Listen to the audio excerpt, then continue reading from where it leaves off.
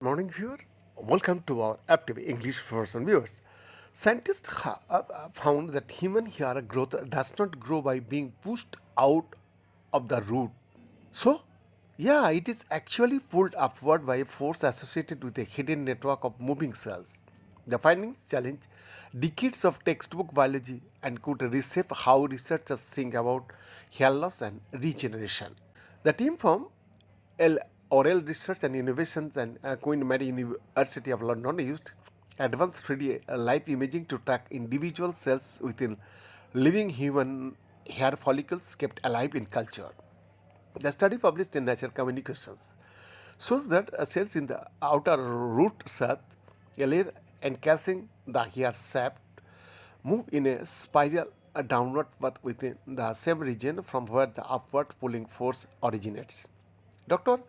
Ines Secoria, a reader in oral and skin biology at Queen Mary and one of the early authors, said, "Our results reveal a fascinating choreography inside the hair follicle. For decades, it was assumed that hair was pushed out by the dividing cells in their hair bulb.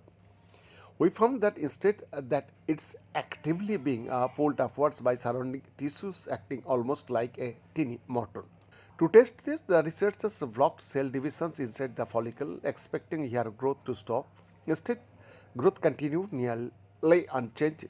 But when they interfered with actin, a protein that enables cells to contract and move, the hair growth rate dropped by more than 80%. Computer models confirmed that this pulling force correlated with coordinated motion in the follicles outer layers was essential to match the observed speeds of hair movement.